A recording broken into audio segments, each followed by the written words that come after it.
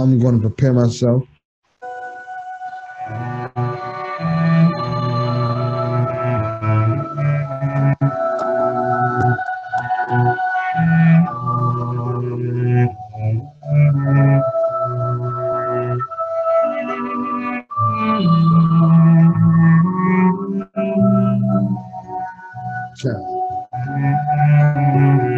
That's all. Shalom Aleichem, Malachei Hashavet, Malachei Elyon,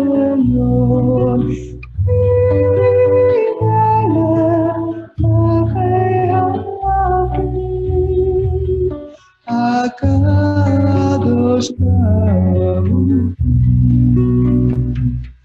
Boachem Shalom, Malachei Hashalom.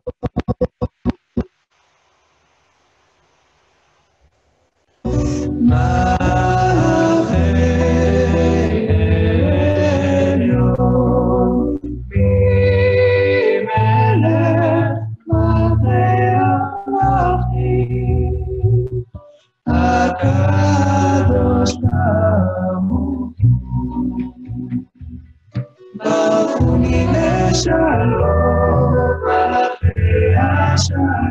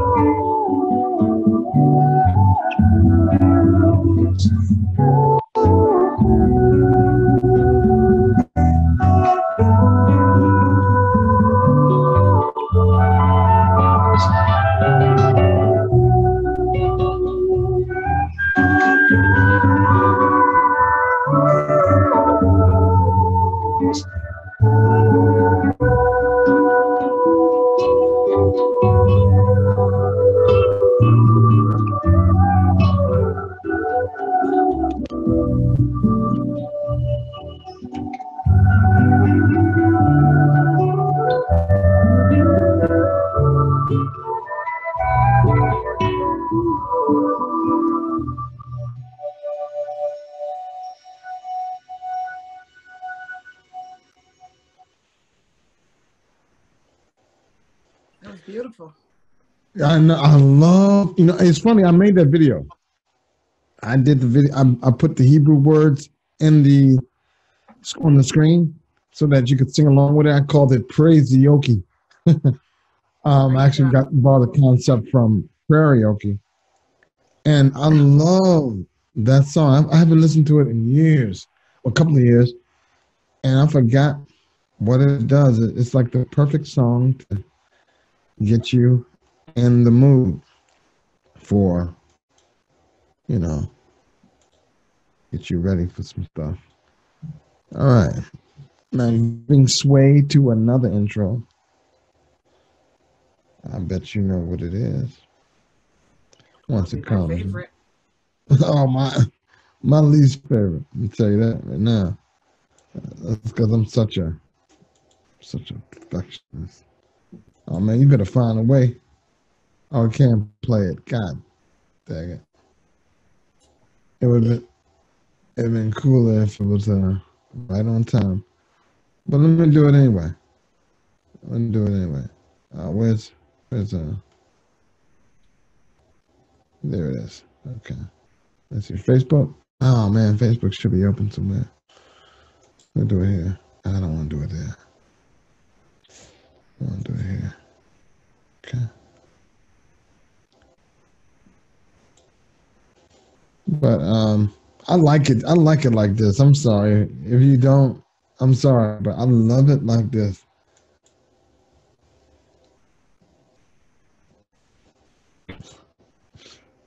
I know you provide a service for the ladies.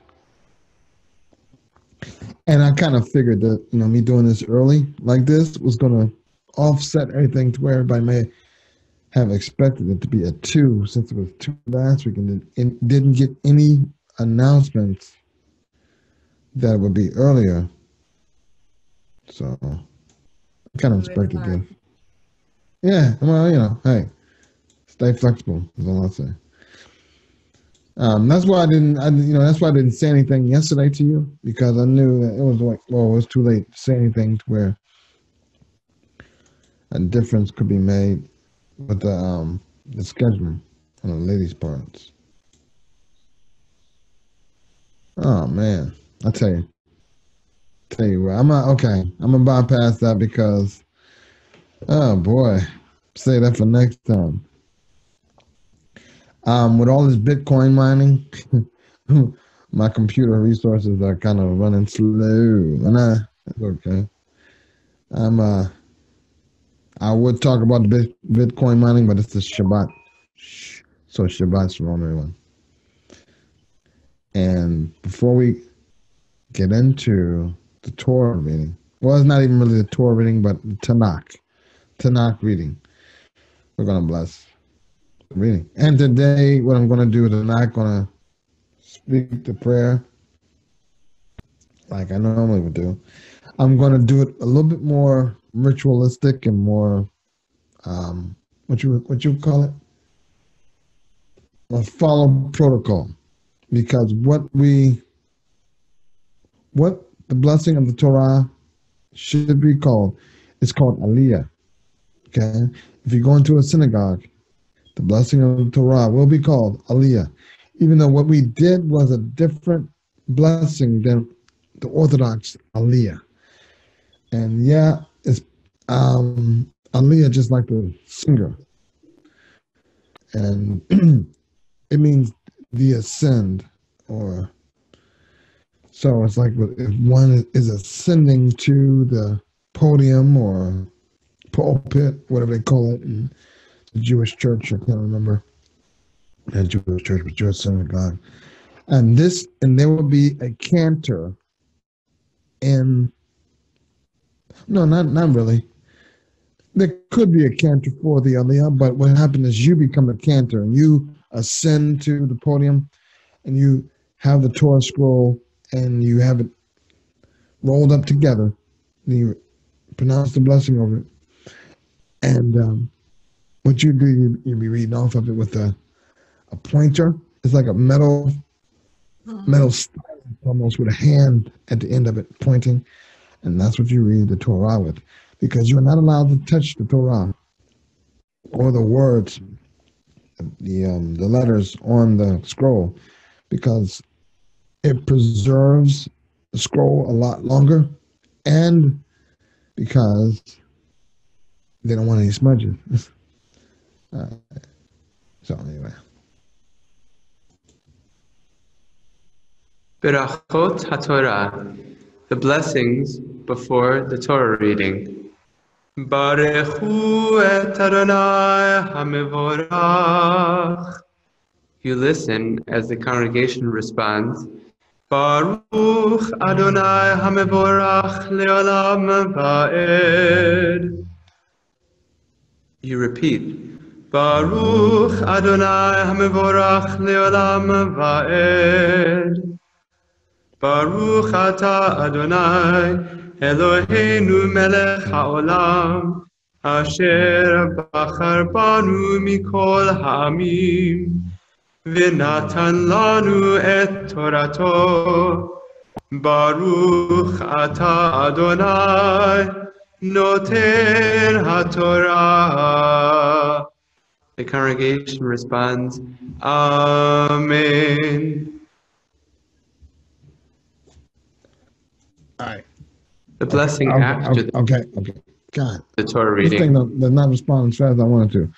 Anyway, that is the blessing of the Torah. So the Torah has been blessed, or the Tanakh reading has been blessed. We can commence. I'm going to get this up on the screen here. Okay, there we go. I finally learned how to do full screen. That's what I'm telling myself. It's the little things, you know what I mean? It's like, wow, I learned that before, like last week. But anyway, here we go. So we're going to go to where verse 8 is found. One thing about this, I just have to use my Alt tab. Okay, here we go. So verse 9, the Lord grant you that you may find rest, each of you, in the house of her husband. And she kissed them, and they lifted up their voice and wept. Now, if I would have known this before, I just realized it's just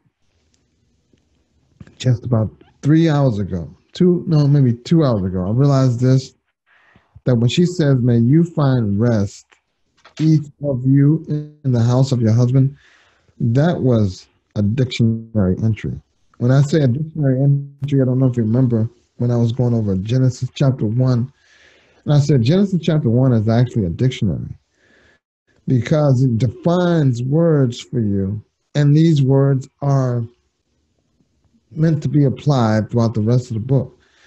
Now, I'm not saying that about this verse, but when Naomi says, may you find rest, and then we could take that portion right there, and it relates to what she said to Ruth in chapter 3 about may you I want you to find rest or whatever when she was talking about Boaz. But then she further defines it by saying you each in the house of your husband. Now that'll help us go back to that portion of scripture and say, oh, okay. So that's what she means. May you find rest by getting married. And so instead of saying a whole thing in verse 3, she says a shortened version of it. May you find rest.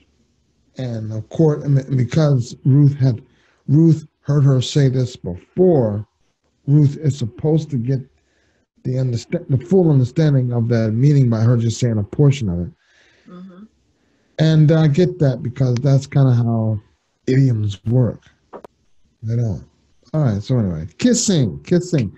Our focus on this verse is kissing and how that may apply to the Hebraic culture and the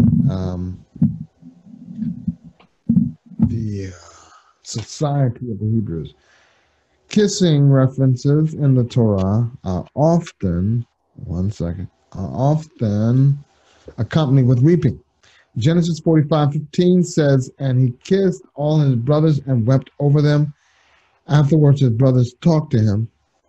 This verse references Joseph's reuniting with his brothers after years of separation. The kiss and the tears represent Joseph's forgiveness, forgiving his brothers for selling him to the Egyptians, as well as the overwhelming joy of their union. Tears of joy or tears of forgiveness often correlate with kissing, like the kisses, weeping, like the kiss. Okay, like the kiss, weeping is an extreme emotion that expresses intimacy and understanding. There's also a profound greeting. Let me see something. Can I do this?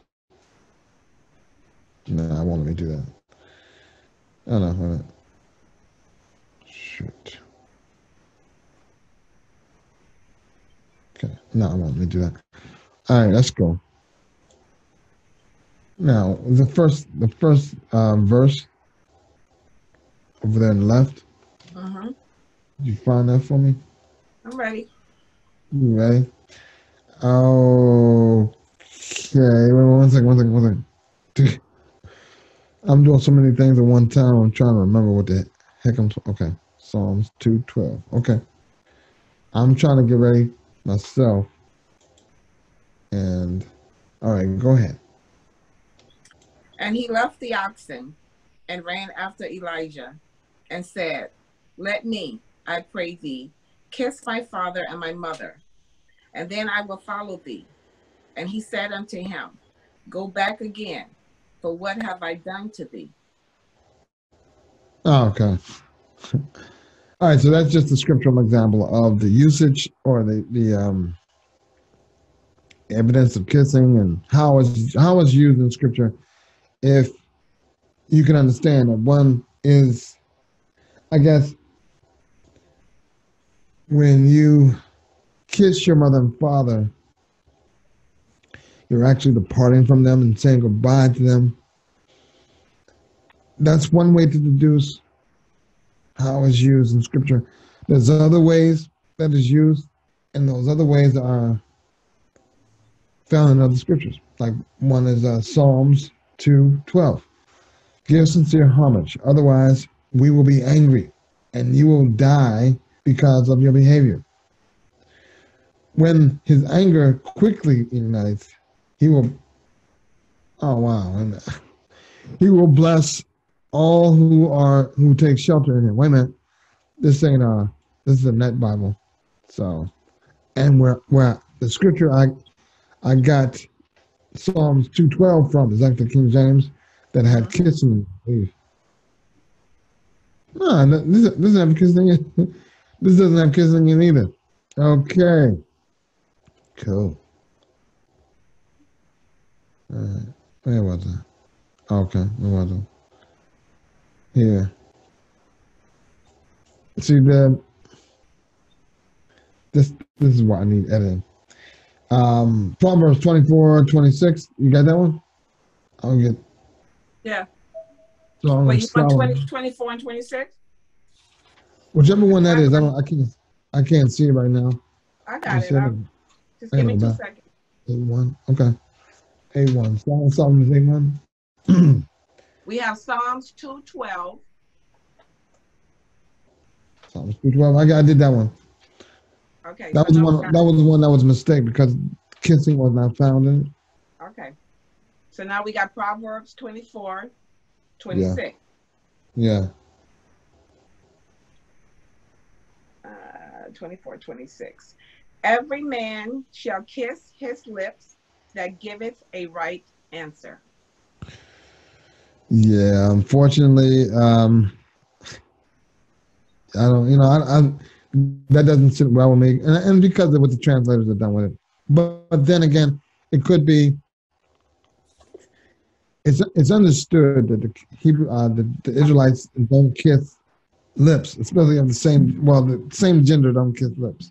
That's what I understand. But I think it's more of a idiom where if you're saying something that's smart and wise. It's not like I'm going to go physically kiss your lips, but it's like the gesture of kissing, used metaphorically to what I would do to your mouth for having uttered such profound words of wisdom or whatever. Let me see. Let me read Song of Solomon 8:1 before I go back to that. Oh, that thou wert as my brother.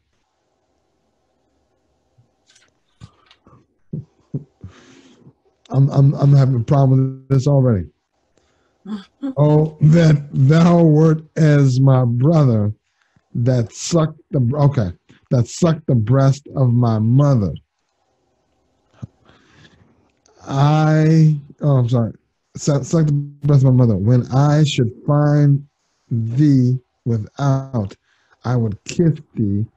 Yea, I shall not be despised. Now, what was that verse you read? It was Proverbs 24:26. Proverbs 24:26. Mm-hmm. Okay.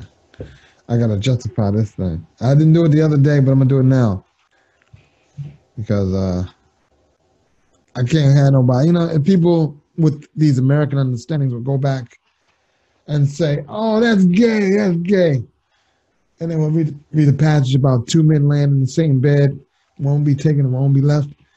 Don't read that. And that's gay. That's Were the men lying in the bed? I thought the men were walking up a hill. Well, yeah, it's different scenarios Messiah presents. They're walking up a hill and then laying in the bed. Two men will be laying in the bed. One will be taken and one will be left. And many people use that to provide proof of there's going to be a rapture. It's going to be a rapture. But explains Hebrew culture. Some men slept together in bed, not sexually. Just, hey, look, poverty requires some creativity. And I'm sure many of those people who talk about, oh, that's gay as hell. I'm sure many of them have, when they were a little kid, had to sleep in a bed whenever they spent the night over somebody's house. Had to sleep in the bed with somebody else, whether they slept with their head at the foot of the bed and the other person with their head at the head of the bed, whatever. Okay. Wow. Okay, that's King James. He's your kiss his lips to give the right answer. And let me check the net.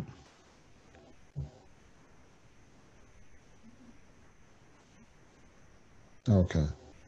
Wow. The net said the same thing. Oh, like a kiss on the lips is the one who gives an honest answer. Okay, I can see that. So that's justified. That's good. I like that one better than King James. And then, of course, people are going to point that to, because King James was a homosexual. That's why it reads like that. But when you think about it, kissing means something different for every situation. Yeah. Like the New Testament, and Judas kissed the Messiah. Right. But it was a sign of betrayal. Exactly. And then I remember Messiah went to a dude's house and said, this woman, and some guy was complaining because the woman had put some expensive oil on his foot and was wiping it with her hair. Yeah. He was, and the guy was, the homeowner was complaining about it. And Messiah said, wait a minute, whoa, you didn't even kiss me, man.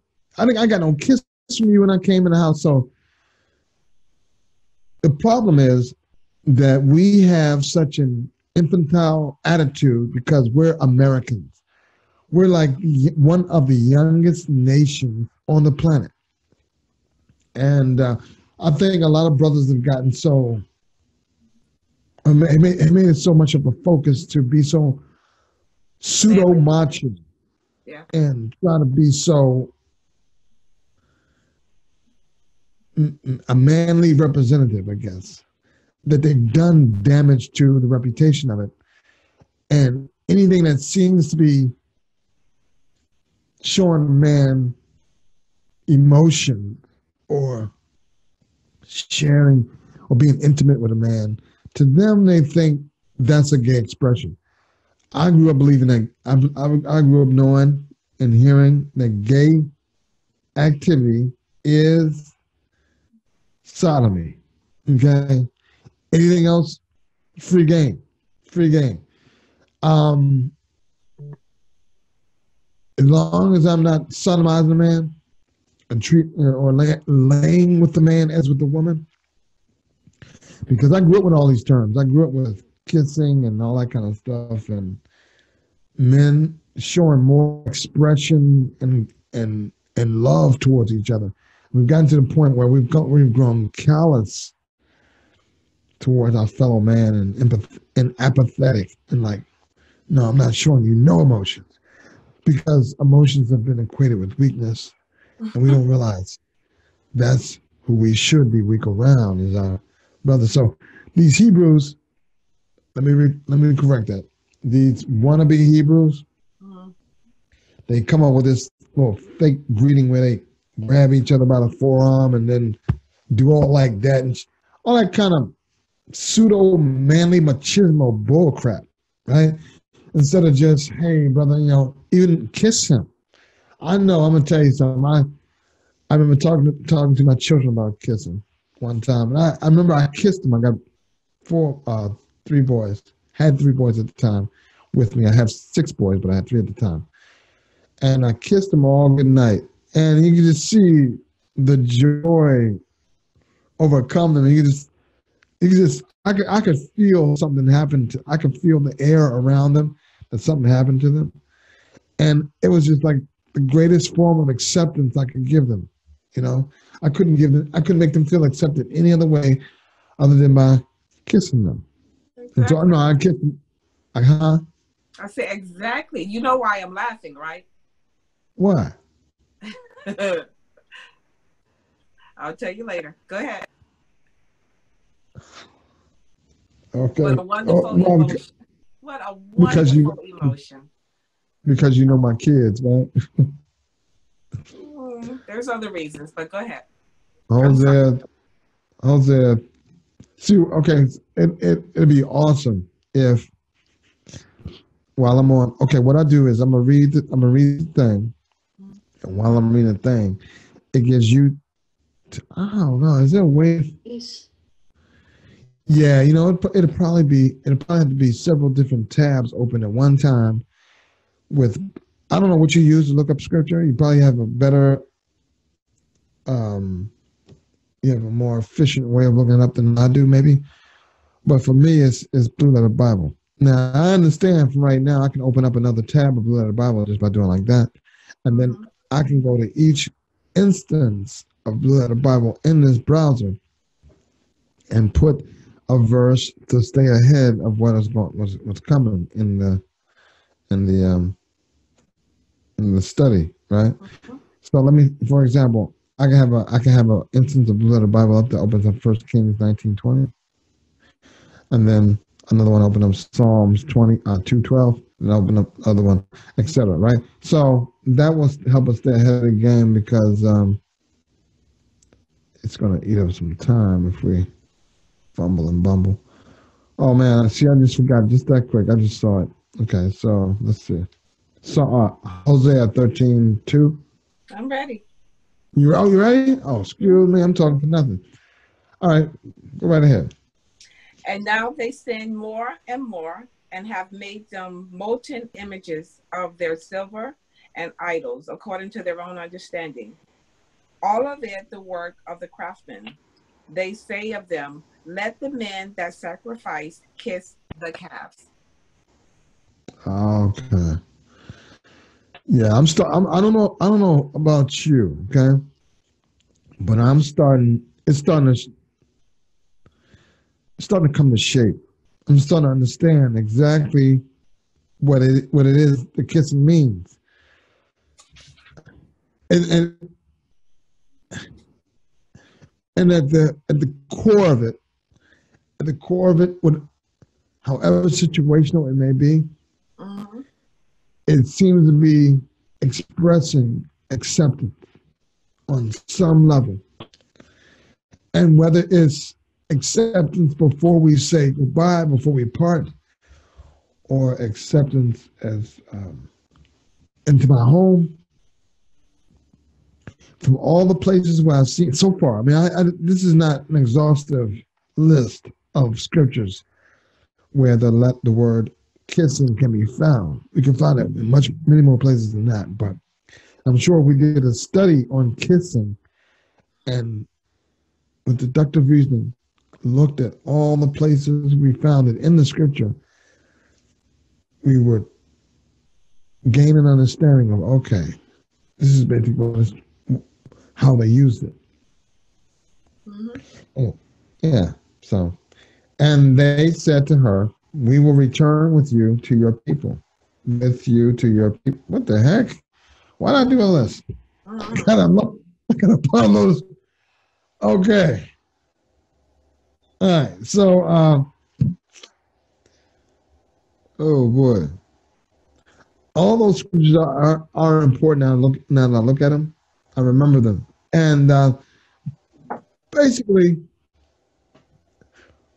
they talk about the acceptance of, or the inclusion of other nations into the Commonwealth of Israel. We will return to you with your people. So that's basically saying, look, we're going to come to your country, become a citizen of your country, of your nation, and basically whatever your people are into is what we're going to become into. Mm-hmm. That's the difference between Orpah and Ruth, because Ruth made that declaration clear, but Orpah, she seemed to turn back after a few attempts of discouragement. She turned back, went home to her people. But Ruth was sold out. She was all in. She was going to do this, and that meant whatever that meant. I wonder if they were briefed beforehand, but I'm not going to go into. I'm doing too much exegesis on that already. Exodus 12, 48, 49. When a stranger shall sojourn with thee, and will keep the Passover to the Lord, let all his males be circumcised, and then let him come near and keep it. And he shall be as one that is born in the land. For no uncircumcised person shall eat thereof. One law shall be to him that is homeborn, and unto the stranger that sojourns among you. Two things that I find very important. One is that you never hear these so-called Hebrews talking about, yeah, he's Esau, but if he gets circumcised, and we can allow him into our whatever. It's as if they don't know the scripture. A stranger, if he gets circumcised, he can fellowship with you over the Passover, right? And that if he, and also to the second point, he should be this one law shall be to him that is homeborn and unto the stranger, right? The fact is, none of them are homeborn, none. And they act like they are owners of this, and they're not, which makes me angry. I mean, it really makes me angry, because I'm like, look, you're sitting here rejecting people that if these people have not met you, they may have had a better view of this branch of the Abrahamic faith. But because we have these ambassadors with this attitude and ignorance, these other people are so turned off by them, they want nothing to do with this branch of Abrahamic faith. I don't blame them. I don't blame them. I don't want nothing to do with it either. I don't want nothing to do with it. I'm going to say this right now. You can have your Hebrew Israelitism back. All right? There's something greater and grander than that. And that is the Abrahamic faith. I'll say that.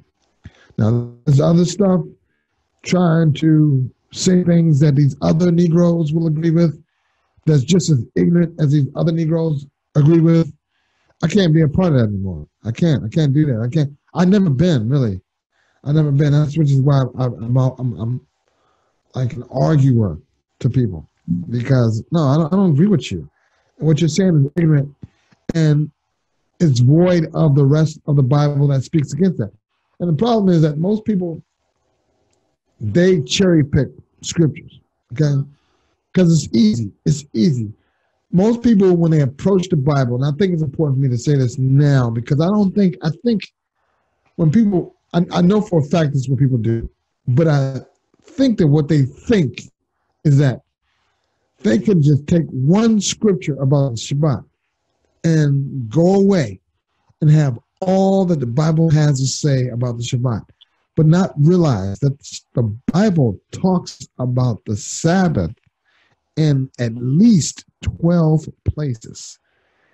And each of those 12 places gives you a bit of like a new finger to a hand. You don't have the whole hand until you have all the fingers. This is I lost all 4 of my fingers. I'm walking around like this. Hey, brother, this ain't a complete hand. All right, this is a complete hand. So the same thing is with the scriptures. They all fit together into like a puzzle. They're all individual pieces of a puzzle, and they fit together. I'm gonna let that ring. I'm gonna throw it over here. Get away from it. All right, so it's all fit together like a hand. So you won't get the full understanding of this book until you read the whole book. Until you read the whole book. Now, those who have not read the whole book should just sit back and entertain conversations about certain topics. All right? And should not teach. They shouldn't teach. They can teach what they know about that one verse, but they can't teach on the whole entire subject.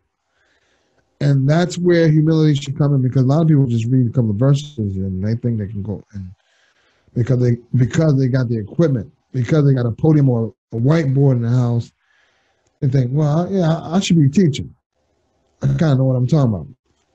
Not so, it's like a mathematician trying to speak on biology. Unless he studied math and biology and math, how it correlates to biology, then he would be suitable for both subjects. But until then, brother, stay in math. Exodus 20:10. But the seventh day, speaking of the Sabbath, but the seventh day is the Sabbath to the Lord thy God.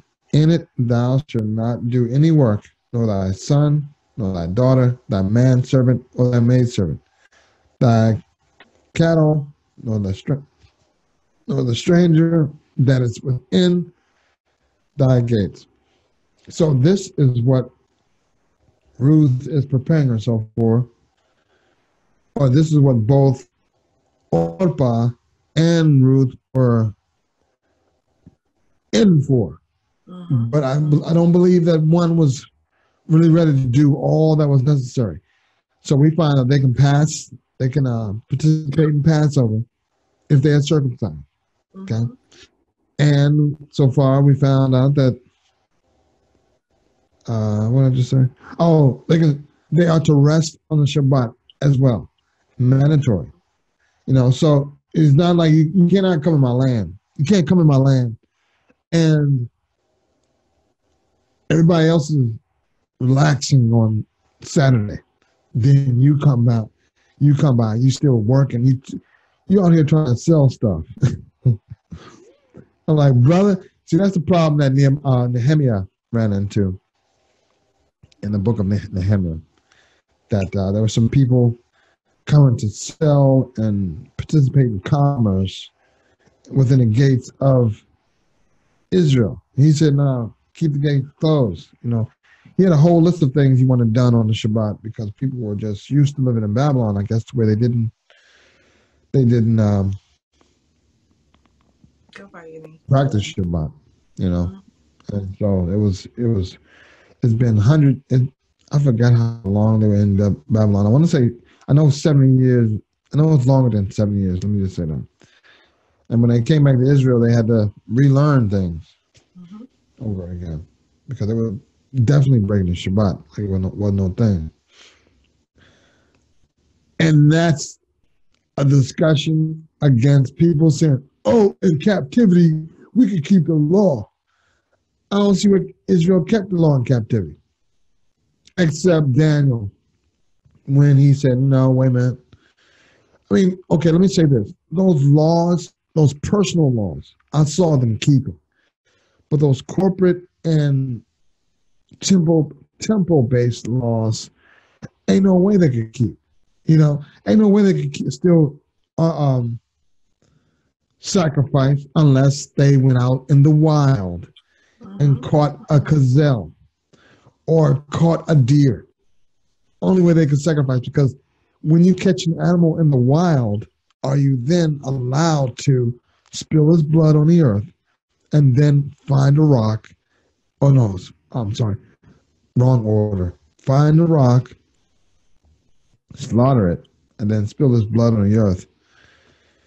But then again, that's not a sacrifice that atones for anything, okay? That's just what you're supposed to do with an animal. Because what many don't understand about taking a life of an animal is that you're supposed to offer that life before you eat that flesh. Now, a lot of times that animal is specifically being offered for a particular purpose to smudge or cover some incident in our life, either a trespass offering, a burnt offering, sin offering, something, right? But when just in the taking of animals, period, taking the life of an animal, period, that life should be offered to the Almighty before it's eaten. But and that being the case, that means we should make have a like a which is not a renaissance, but a revival of the ancient ways. And when I say ancient ways, I'm talking about just as ancient as 30 years, no, maybe 40 years, 50 years ago, where even to this day, people still go out to their farmland and grab an animal and slaughter them. And blessed be to them, because they are following a proper process of flesh eating. Whereas we have gotten so spoiled, we'll go down there to Walmart, Kroger, or Safeway and pick up a package of meat of animals that have already been slaughtered, killed. We have no involvement in the process other than tearing the package off and cooking it. And we should be involved in every part of the process. And it's just, even so, it kind of makes sense when I hear Israelites saying, I'm a vegetarian. I'm like, well, according to the law, if you want to keep following the law, if you still think the law is relevant this day, after the Messiah has done what he done and left, then yes, you should be a vegetarian. Yeah. Exodus 22:21. Thou shalt neither vex a stranger nor oppress him, for ye were strangers in the land of Egypt. Now, a stranger is someone who is foreigner to your land, right? Yeah. You can't go to somebody else's land and call everybody you see a stranger. Right. You're the stranger. You're the stranger. Right. So I'm thinking to myself that I want to tell the rest of the Hebrews, the Hebrew wannabes, this. But then again, I thought about it in my head. I was like, well, no, because they are strangers in somebody else's land. And So that, hey, I want to, because what I really want to do is I really want to combat this negative attitude of Hebrews or whoever they are. How about Negroes? Nebrews. How about that? I want to combat this negative attitude they have, because that's what they do. They vex a stranger, but not necessarily a stranger. He's not a stranger. They just go around vexing people, and I hate that. I hate that about them. And they go around oppressing people. They may not see it as oppression, but in certain ways, there is oppression that happens when they, because oppression is just not what white people do to us. It's an attitude. It's a belief. It's a treatment, and they oppress people with the treatment. For you are strangers, okay. Because you were strangers in a land in Egypt, you're supposed to be more understanding, because you've gone through something. It makes more sense for you to be more understanding, because you've gone through it. It's just like do unto others as you want them to do unto you. Mm-hmm. And I guess this is one of the scriptures I can say that the Messiah was in tune with, and basically reworded it or put it in a more understandable way of saying it. Because that's basically what it's saying. For ye were strangers in the land of Egypt, so therefore don't oppress strangers that come into your land. Do unto others as you will want them to do to you. And that's what this verse or this law teaches. Because I think what we lose sight of is that the law has the letter of the law that says, don't do such and such, blah, blah, blah, right? Cool. But the law is given to teach you something. And I think that's what Messiah did, was he made the law teachable. He taught the law. And if we look back at it, because a lot of people say, oh, well, he came against the Torah. That's not true. What he did was he conceptualized the teachings of the Torah and gave it to you in bite-sized portions to where, hey, that makes sense. That covers verse 5 through 8, what he just said in one sentence. And I understand that. I wish people understand that too, but I think they're so caught up that they think they must do exactly what these words say and are not paying attention to what this is teaching us. Because this is basically what this is teaching us behind the scenes. Exodus 23:9. Also, thou shalt not oppress a stranger again, for you know the heart of a stranger. This is exactly it again. This is do unto others as they will have them do unto you again. For you know the heart of a stranger, seeing you were strangers in the land of Egypt. Okay, that's not the same verse. Yeah, sometimes you'll get the same lesson. Yeah. This one is basically saying because you've been them. You right. were them. Right. And you know how it feels. That's why a bully needs to be bullied. So he'll know how bullying feels. Everybody wants to give money to some to some foundation to stop bullying. I'm like, no, just teach your kid to fight. Teach your children to fight. And relax those laws. Because one of the reasons why kids are afraid to fight is because their parents told them, don't you fight in school, because if you fight in school, you get in trouble, you get kicked out. You're going to have to deal with me, mister. And a lot of kids be like, look, this kid is a lot less stronger than my dad. I'd rather get beat up by him than go home and get my dad tear my butt up. You know, it is now recording to the cloud. This is part 2 of the previous video. I had a family engagement to attend, so I had to cut it kind of short. I tried as much as I could to complete as much as I could before I went. But anyway, so we're back. I know I don't look the same as I did last video because I do have a haircut. I did get my hair cut in between that time. That's about how long this has been. Anyway, we find ourselves now in verse 10. And they said to her, we will return you to your people. All right, so we will return you to your people. And then I'm interested in what kind of verses from the Torah awaits us regarding that, because I can't think of any laws offhand that have anything to do returning to your people. Well, let's see. Let's discover. Exodus 12, 48, 49. And when a stranger shall sojourn with you, and will keep the Passover to the Lord, let all the males be circumcised, and let them come and keep it.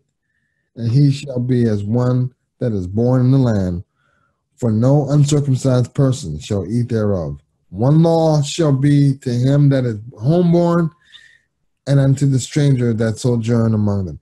Let me tell you something. I'm thinking about it. I believe that what these scriptures are going to focus on is about how to treat the stranger in the land. I guess that's the angle of we will return unto your people. I think that's what I'm addressing. And now they're going to return to be among her people. They're going to be strangers. So what is the law and how to treat them? I think that's the approach I went to when it came to focusing on the laws in the Torah to address this instance. All right, so Exodus 20 and 10. But the seventh day, the Shabbat of the Lord, the Shabbat of the Lord thy God, in it thou shalt not do any work, thou, nor thy son, nor thy daughter, nor thy manservant, nor thy maidservant, nor thy cattle, nor thy stranger that is within thy gates. Yeah, because they've by saying what they were going to say, they were looking at becoming a new social status in Israel. But we know, we keep on reading the story, that not all of them make it. Just Ruth is the only one who's going to do it. So she's going to become a stranger in Israel. Now, how do you treat a stranger?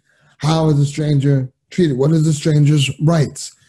These are the things we're concerning ourselves with regarding the Torah, because what we're doing, if you haven't watched this before or just tuning in, we're focusing on the book of Ruth, and I've made mention of how there are so many laws that the book of Ruth touches on and give practical application to how they are lived or how they were lived. Because it's one thing to see it on a page of a piece of paper. Then it's another thing to see how these people actually lived out these laws. That's what makes the difference. That's what makes the difference between people who sit back and try to tell you what's in the book and then tell you how it was lived. Because they're two different things from what we see from what we learn from the Bible by reading it from it, by reading it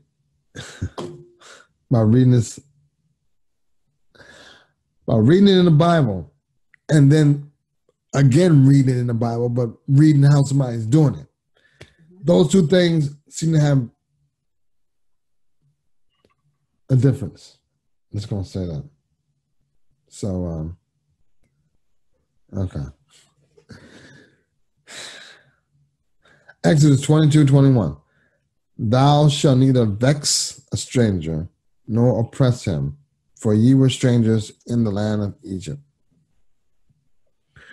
Exodus 23:9. Also thou shalt not oppress a stranger, for ye know the heart of a stranger, seeing ye were strangers in the land of Egypt. And finally, but not finally, Exodus 23:12. 6 days shall thou do thy work. On the seventh day thou shalt rest. Again, this is one with the stranger rests with the rest of us. All right, so I'm gonna tell you what needs to be done, Deb. What needs to be done is I got the laws right here, yes, but I need to have a list of things. Okay, for example, the first law is what's the actual law to the stranger, disregarding the rest of that stuff that ain't got nothing to do with the stranger, which our focus is on strangers. The particular law to him is shall be circumcised. And I need to have that on the list. And unless he's circumcised, you cannot partake of the Passover, right? So I have that on one list. And then on the next list, down to the next verse. And I think the thing that pertains to the stranger particularly should be what's highlighted and brought out of information, so that when people say, "Oh, you're not supposed to," the stranger is supposed to rest. The stranger is supposed to be circumcised. You're not supposed to vex him. You're not supposed to oppress him. Blah blah blah blah blah. 'Cause that's what everything else, all that other stuff, is fluff that pertains to other situations that have nothing to do with the stranger, have anything to do with the stranger individually. And I think once we're able to have that itemized list I was talking about, then we are able to remember. Okay, because a lot of stuff will get mixed up in laws that we have.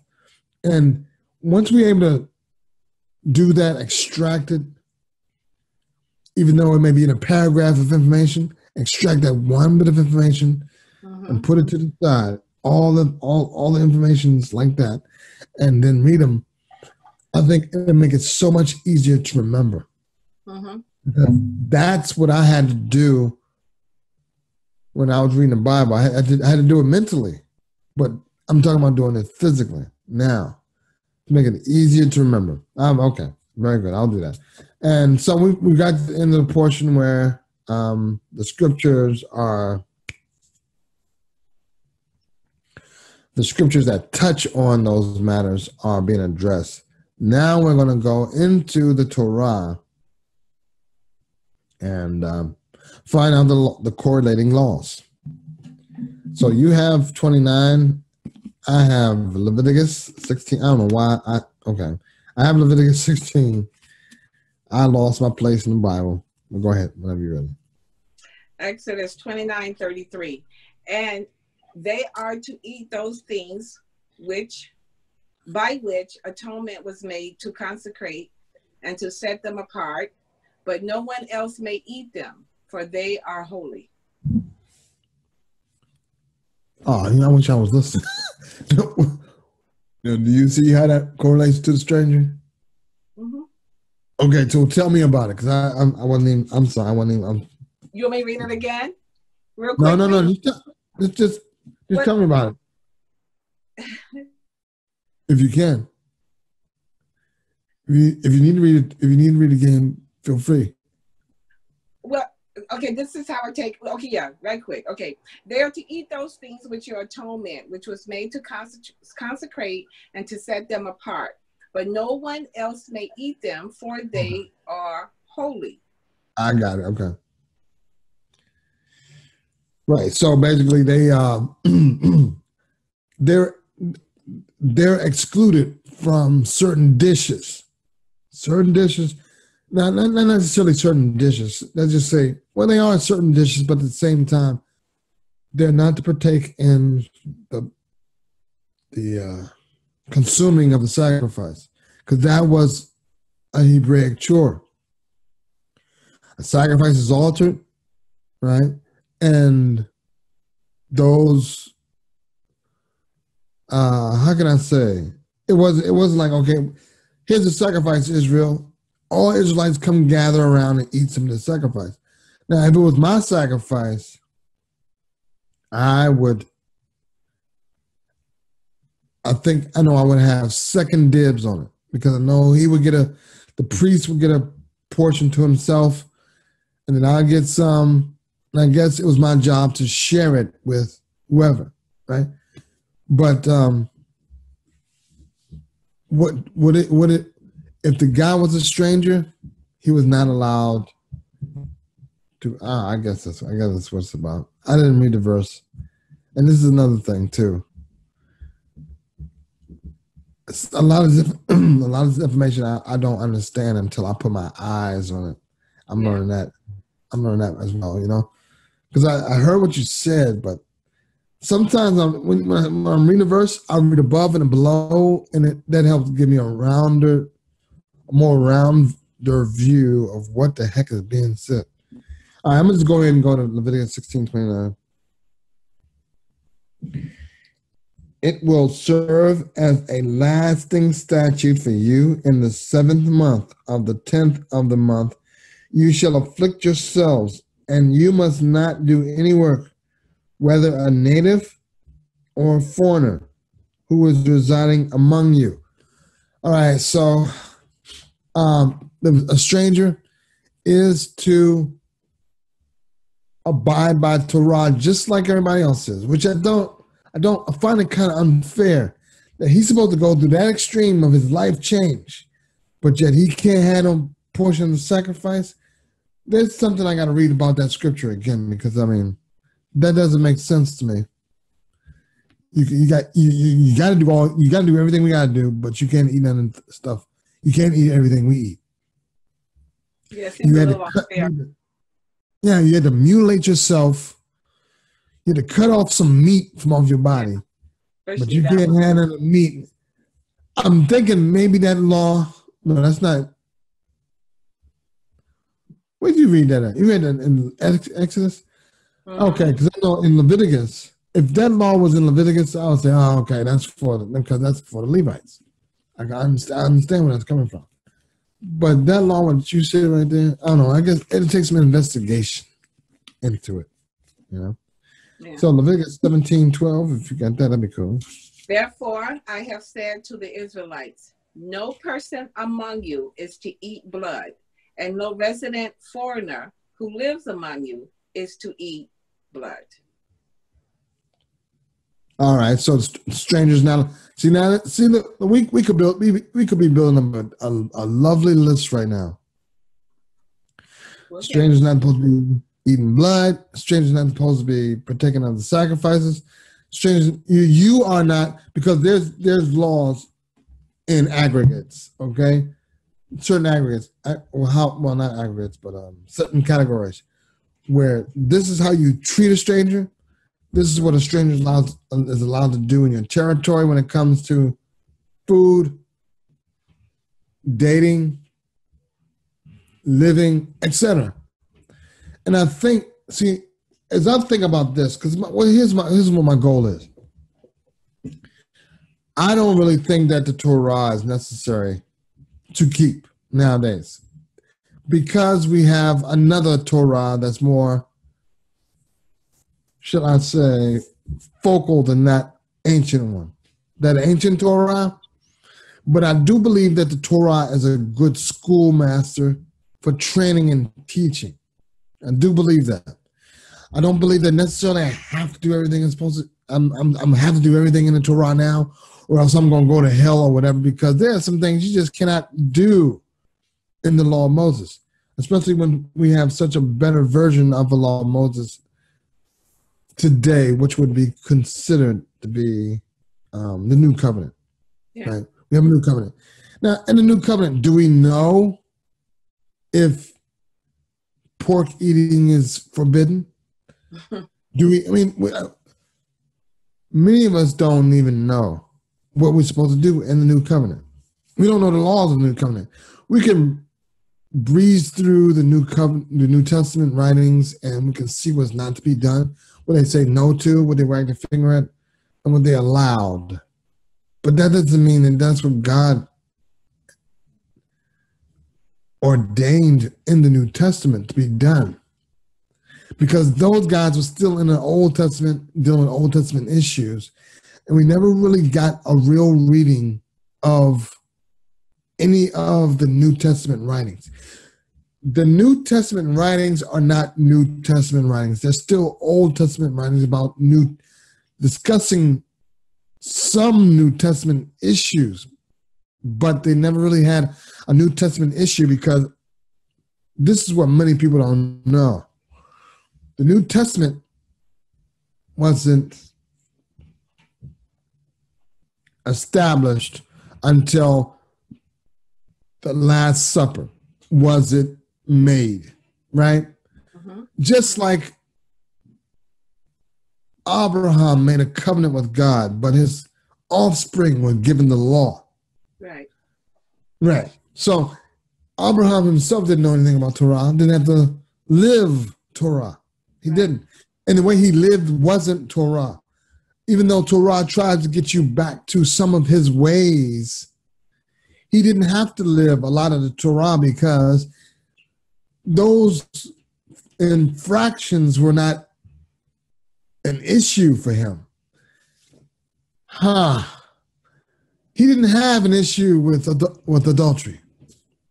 You know, it was a lot of things he didn't have issues with, so he didn't have to be told those laws because they weren't in his body in the first place.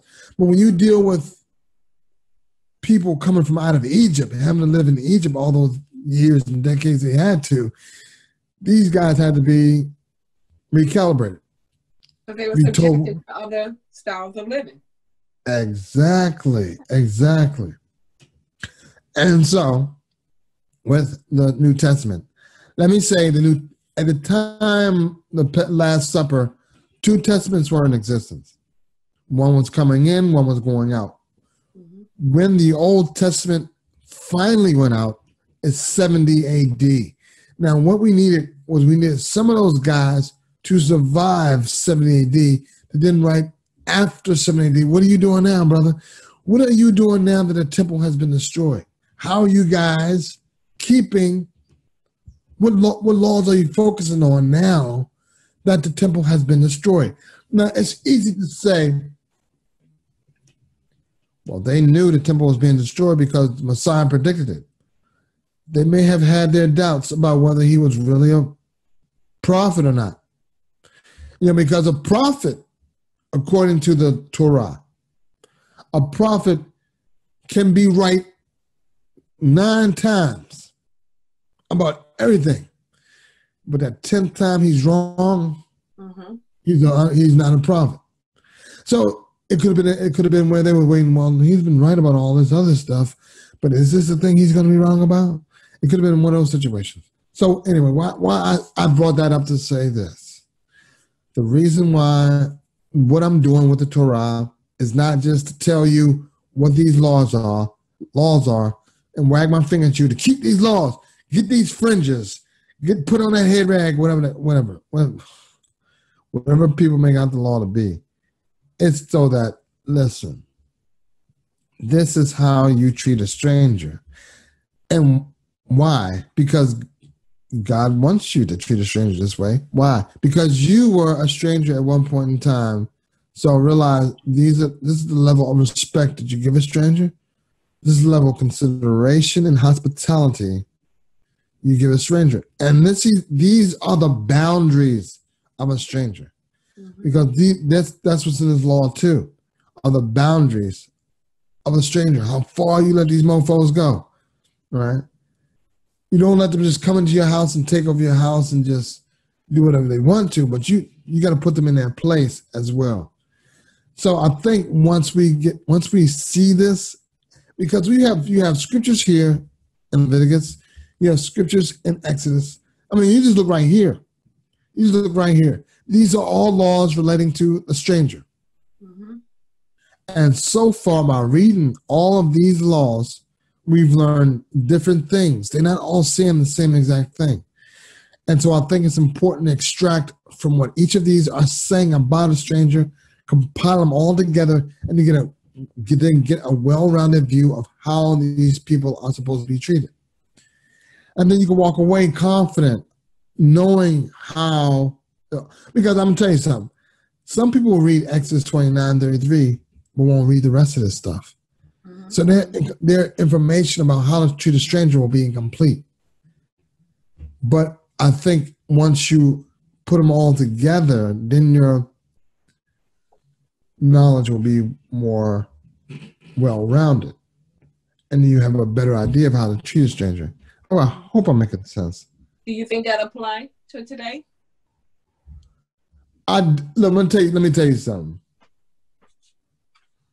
Whether that applies to today or not, I understand your question, and I want to answer it this way though. Do I think it applies to today? No, absolutely not. You know why? Because a lot of the situations Israel find themselves in are because of the type of government that they had, which is not the government we have.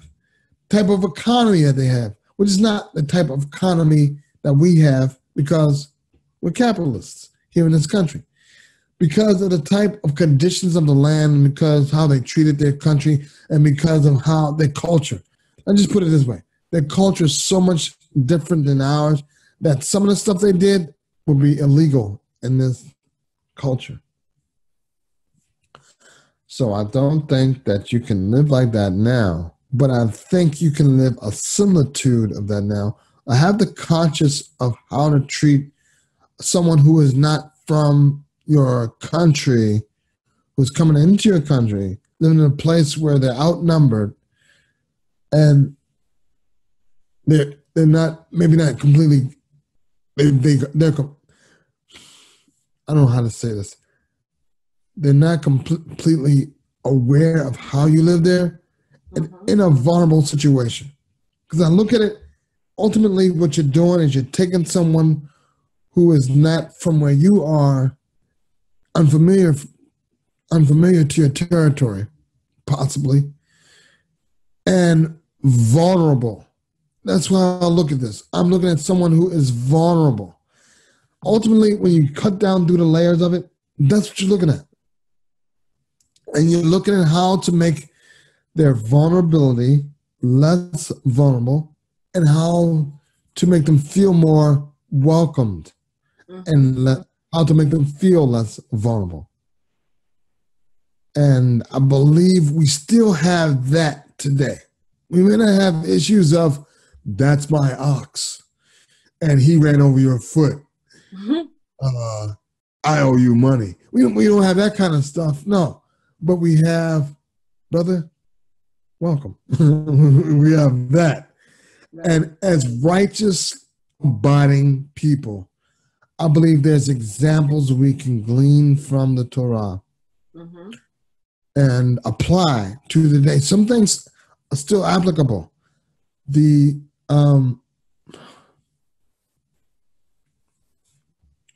What is applicable of the law may not be the exact letter of the law, but the spirit of the law is applicable.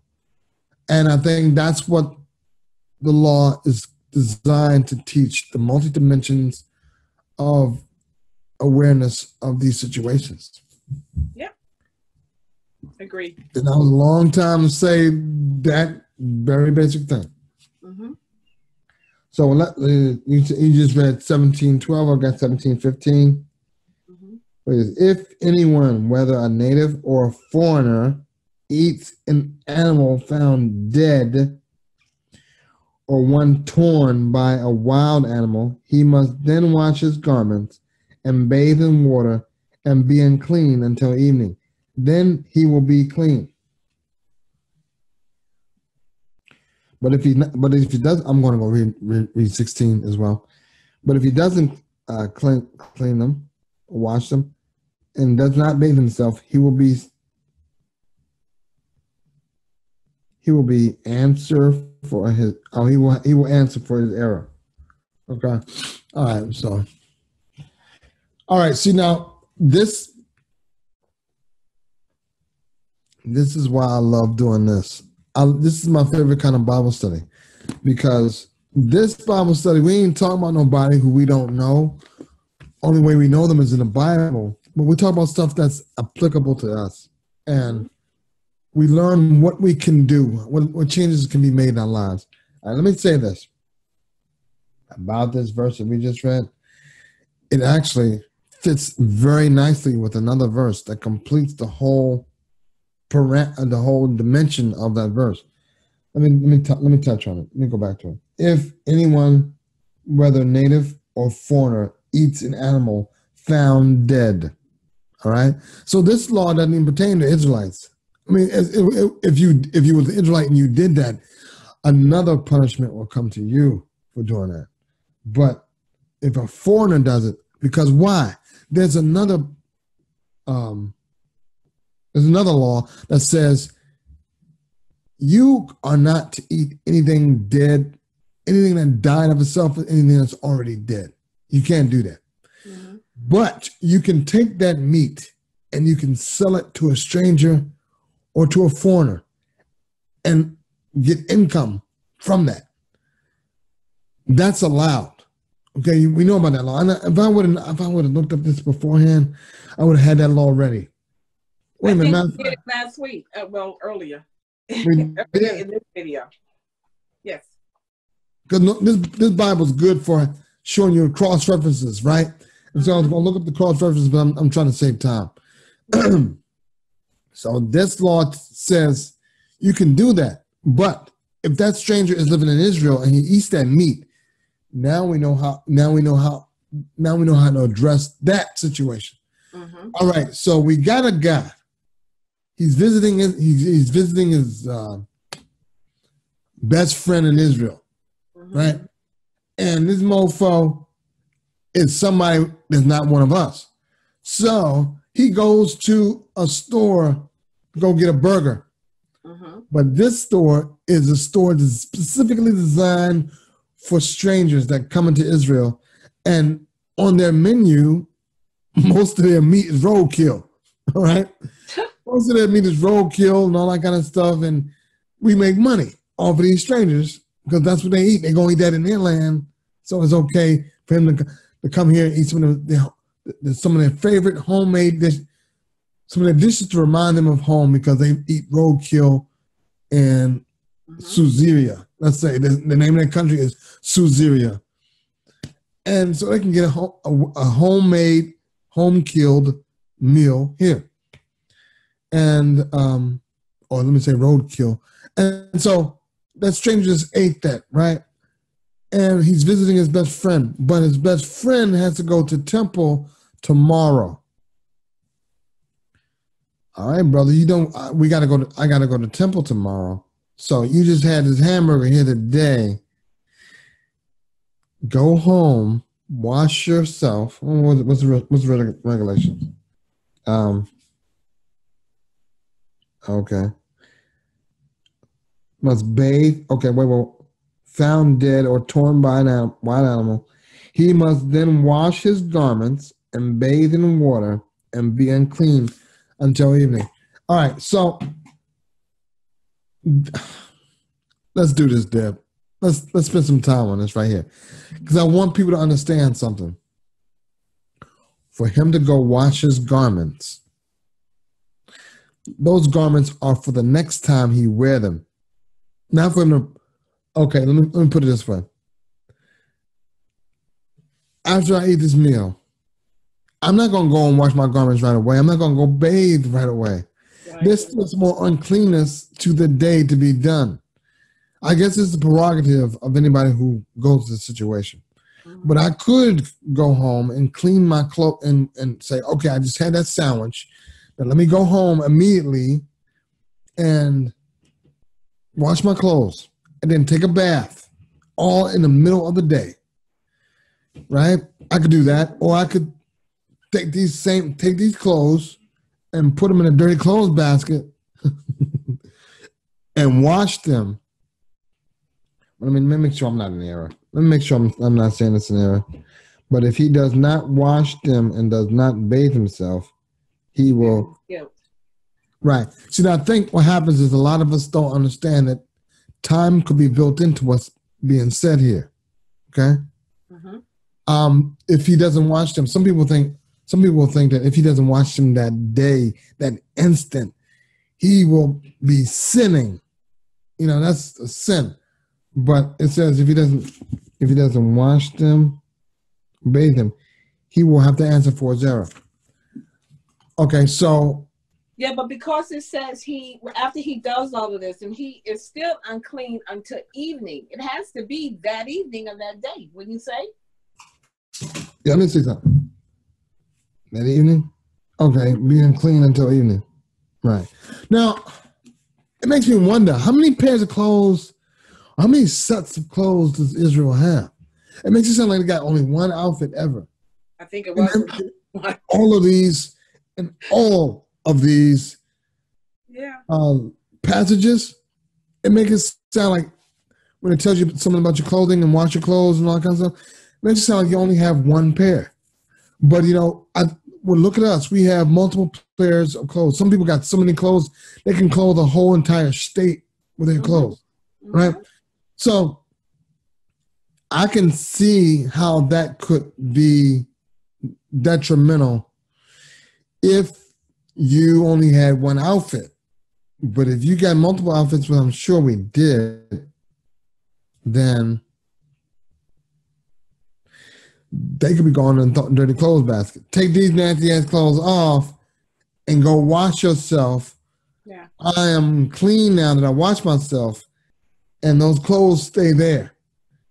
I go put some new clothes on, And I think that's how that applies to today rather than back then, because we're talking about, listen, this is an Israel that just came out of Egypt and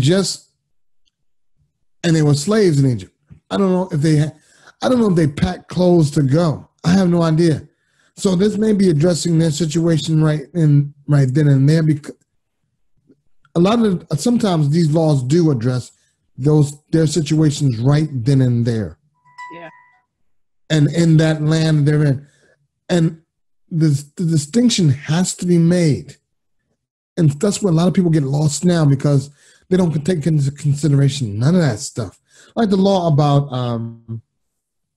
not setting a fire on the Shabbat. And you cannot tell me they took that law with them into Israel. That law was given while they were in the wilderness of Sinai.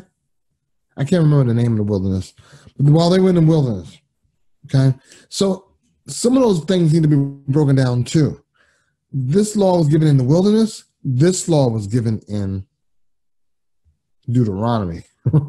This law was given in Moab, because there are some laws that were given in Moab, and there were some laws that were given in the wilderness.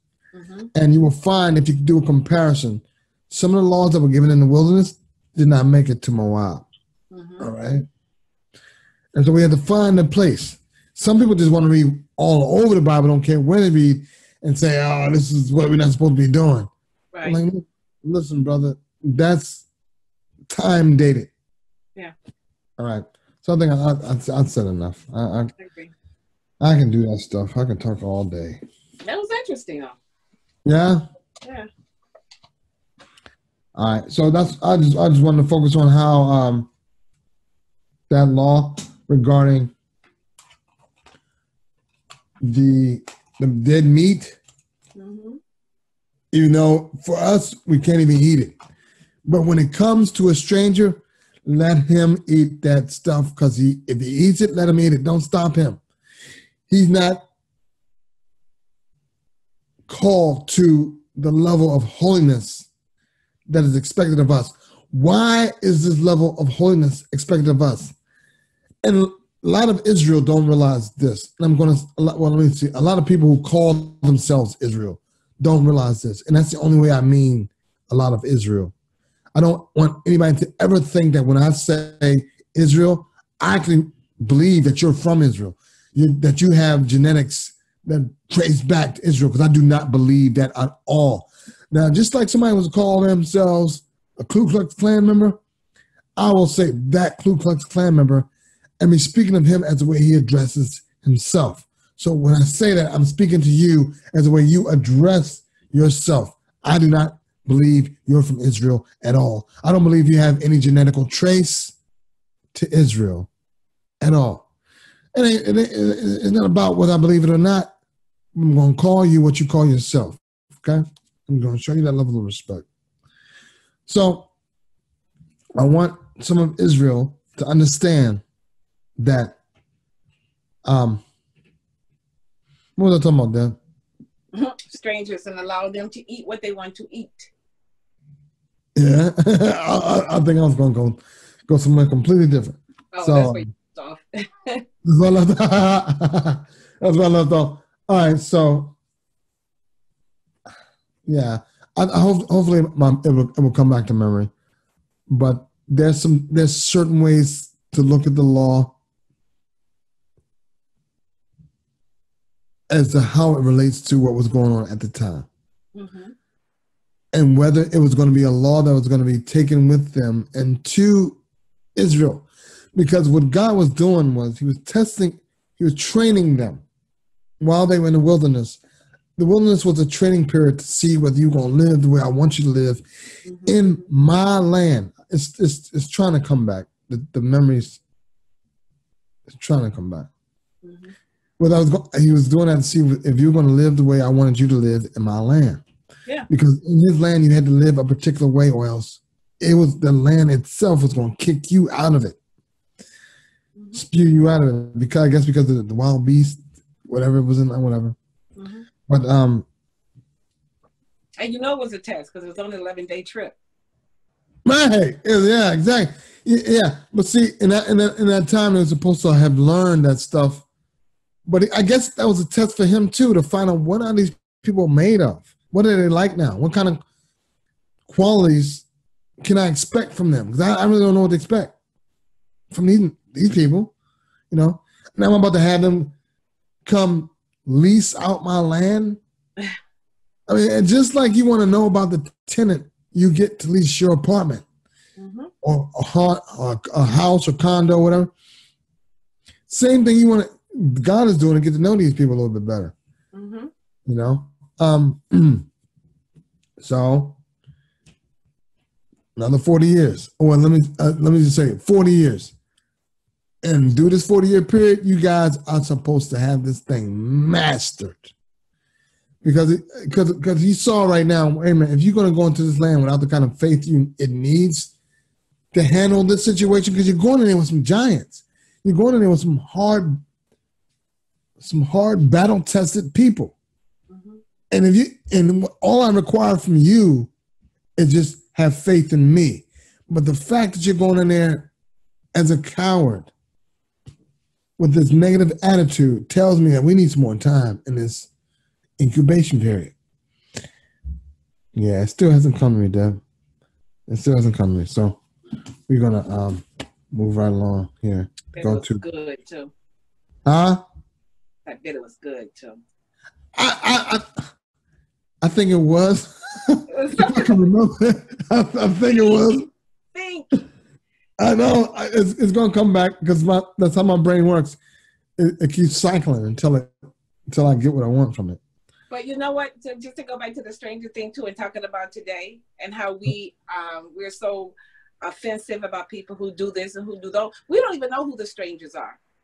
I mean, you covered the fact that we cannot directly be bloodline back to Jacob, but we don't even know who the strangers are. Well, before we're strangers.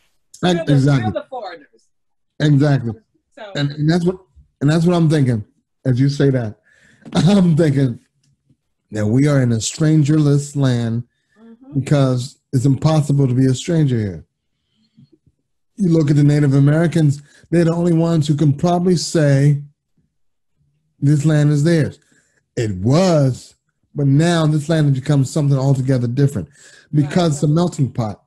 And all the strangers in this land have combined their efforts and energies and have made something of their own and have made something so totally unique than who originally was here.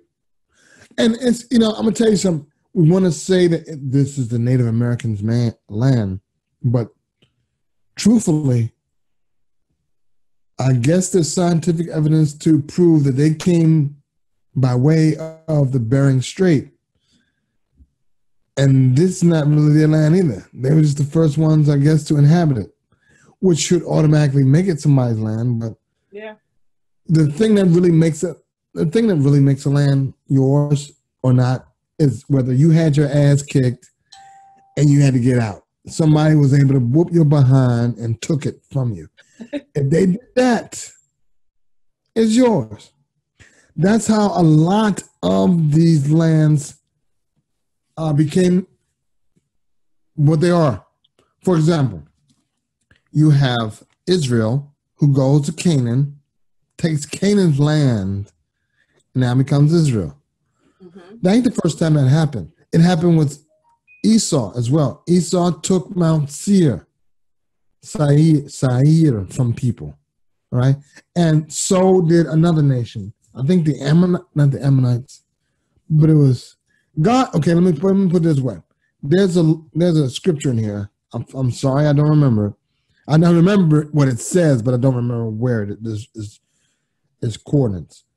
That says when you go to the Holy Land, don't go by way of this way, or don't go by way of that way. Or when you go that way, don't go.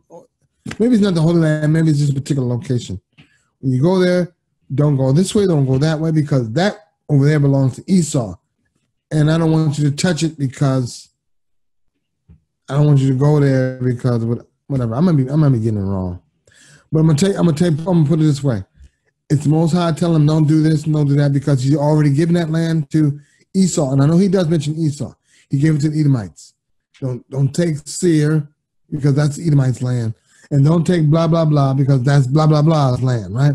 I know he says that. And basically what he's saying is that what you're going through now is what they already went through, and I gave them their land that way. So apparently at one point in time, they were occupants of another land, and they overtook this land through military force, military might, whatever. And I guess because that's what people respect. That's what people of earth respect. At one point in time, God seemed to have been the ally of humankind on earth. But then it gradually became to where he became the opponent of people on earth. And that's why you see him becoming the opponent of the Canaanites. And he knew who his opponents were because of their conduct. And they made themselves his opponent. I don't know if that makes sense, but that's how it happened. As I read through this stuff, it makes. And so if he has an opponent, and you're fortunate enough to be his ally, he will pit you against his opponent. And at one point in time, Edomites were. And the Edomites went into a territory that was inhabited by giants.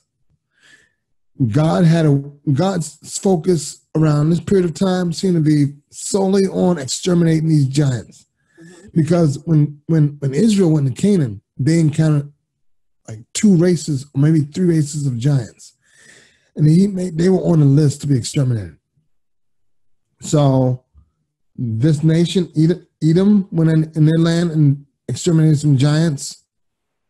Israel went into their land, exterminated some giants, and these other people went into their land, exterminated some giants. And I forgot what I was talking about. I forgot why I brought that up. Oh my God. Oh, I forgot why I brought that up. But anyway. Oh, God. Okay. Moving right along. I'm going to go ahead because there's a lot of things left to do and little time to do it in. Leviticus 18:26, you ready? Oh, you got it. You want it today. I appreciate it. Yeah. You yourselves must obey my statutes and my regulations and must not do any of these abominations, both the native citizen and the resident foreigner in your midst. All right. So we find out that there's Torah for all. Whether you, if you're going to live in the land of Israel, do you have to abide by the Torah? Not just permanently, but temporarily as well. Okay? You could have every intention on being deployed here for 6 months. Yeah, my military deployed me to Israel for 6 months. So you got to live like this for 6 months, brother. I'm going to tell you something that coincides with Sharia law. The reason I say that is because as a United States Marine, I went to Saudi Arabia and spent 8 months in Saudi Arabia to live. And I had to live as a Muslim, even though I had to live as a Muslim for those 8 months. But let me say this. I was in the desert most of the time. So out there in the desert, I lived like a dual citizen. I didn't live like an Arabian, okay? But there were times when I would go back to camp. Now, this is going to be backwards to you, but camp was back to civilization. It was back among the population of Saudi Arabians, and we called them camps. We had camps set up to where they were specifically for military personnel, and we had very few civilians, and the civilians that were there were servants of the military, or should I say employees of the military, all right, or servants of that camp to help maintain it. And so I very much understand that, having to live like a dual citizen, because there were customs that there were customs of the Saudi Arabians that I had to respect. Mm-hmm. And you get briefed on that before you even get there, right? So, that what you just said? Mm-hmm. Permanent and temporary. Some people say, oh, I ain't got to worry about your Torah, dude. I'm only going to be here for like a week. Mm-hmm. But if you're going to be here at all, you got to live like us from day one. Let's get you ready. So I could see that being the case with Naomi briefing Ruth with this information prior to. She probably already did so back when she married her son. Because you're like, look, if you marry my son, one day we're going to have to take you back home. We are not going to be living out here in Moab forever. Mm-hmm. We're eventually going to go back home. When this famine is over, we're going back. So let's get you trained on how to live like an Israelite.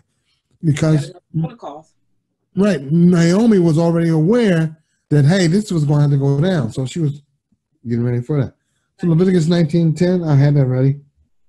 Yeah, let me just correct. When I read that, I said 18:26. That was actually Leviticus 19:33 and 34. Is that what you just read? Yeah, I named off the wrong scripture number. That's all. Ain't no thing. It's on the list anyway, so we're going to run into it. Mm-hmm. We can cross that off. Leviticus 18:26. All right. Okay. 18:26. Oh, where is it? All right, here it is.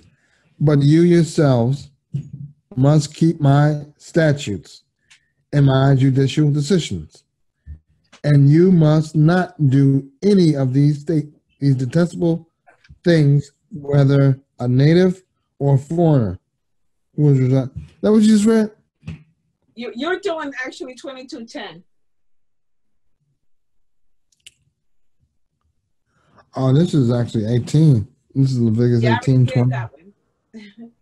Oh, you already did that one? Yeah. And then I just read Leviticus 19:33 and 34. So you're 22:10. Oh no, I got Leviticus 19:10 right there in front of me. Before I get to that. Also, you must not gather the leftovers of your vineyard. What? What's the phone? No, go ahead. No, because right here you see Leviticus 19:10 before it comes. Okay, that's what this is. But so far, it don't seem like it's about that. Let's see. Leviticus 10. Also, you must not gather the leftovers of your vineyard or pick up the scattered grapes of your vineyard. You should leave them for the poor and for the foreigner. I'm sorry, for the poor and foreign resident. I am. Yeah, hey, well, your God. But, okay. I think we should make some terms clear, because I don't think all the terms... Well, in your Bible, does it say stranger? Yes, it does. Stranger. Okay. See, here's the thing. I wonder if it's just stranger in Hebrew. Because what the translators are notorious for. Let me see what time it is. 1:39. Okay. What the translators are notorious for doing, are they notorious for flipping words. Mm-hmm. This word could be the same word in Hebrew, but it has 5 different English definitions and 5 different locations of the Bible. And you would never know that that's a Hebrew word. And I think there's a time and a place for a Bible like that. Okay, I get that. There's certain people who that kind of Bible should be for. But for people like myself who are thorough students of this book, and I'm not bragging, I will benefit better from a book that stays consistent than just keeps flipping words. You know, some people don't care that much. You know, right? So, what am I talking about? You know, talking is not this hard, but talking when you can see yourself, that's hard because you get lost in seeing yourself on a camera, and I forget what I was talking about. Looking at myself, yeah. All right. So anyway, I don't know because this is the New Kingdom translation. I'm going to go ahead and tell the truth. This New Kingdom translation, I love this Bible. It's and I know a lot of people going to say, "Oh, you heretic," but whatever, man. This Bible is accurate as hell. It does a good job. And besides that, they probably won't watch this far into the video anyway, so I don't care. And grapes of your vineyard, you shall leave them for the poor and for the foreigner. Now, I wonder if this is Israel's way of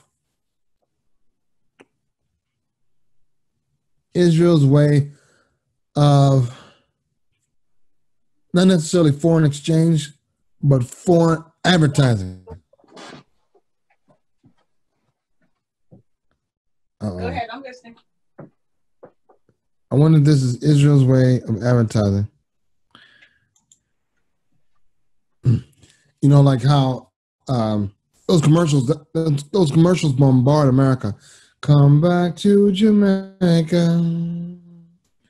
You know, and all those kind of things. I wonder if this is Israel's way of appeasing the stranger to proselytize, or how can I say? I guess proselytize would be the right word, so they can add on to their numbers, you know, by converting people who are of another nation.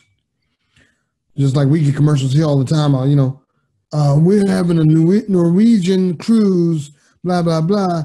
And because that builds the economy. And I guess God realizes that. God realizes I just realized this just now. God is his mind is aware of what's going on in the world, how the world operates, how the world cooperates with each other to make an economy run and flow. And I can see why now he allows you to sell dead stuff that you couldn't eat to another nation. And in times past, I used to think that, wait, hey a minute. God allows the Jew to profit from unrighteousness. Maybe that's why the Jew owns so much unrighteous bull crap and makes so much money off of it, because he's making money off the unrighteousness of the world. Hey, you're going to be unrighteous anyway. Why can't we make money off of it? I'm like, okay, maybe they use that law to justify that. I don't know if they do it or they don't, but it does justify that. Yep. I'm realizing that maybe God knows how the economy works. He knows nations. He knows nations, how they should be built, how they are built, how they run, how they're successful, because I guess he gets to sit back and survey them all. And I know he knows that the that each nation can't survive off its own currency, can't survive off its own activity. It needs the activity of other nations because it needs to trade with another nation. Yeah. It needs to have the currency coming in from another nation to bolster the currency of the current nation. Right. And that's what this does. What I mean, the law that allows the foreigner to come to your land and glean, even if they're a temporary foreigner, even if they're temporary. Hey, you know what? We ain't got no food here. We got a famine over in our land.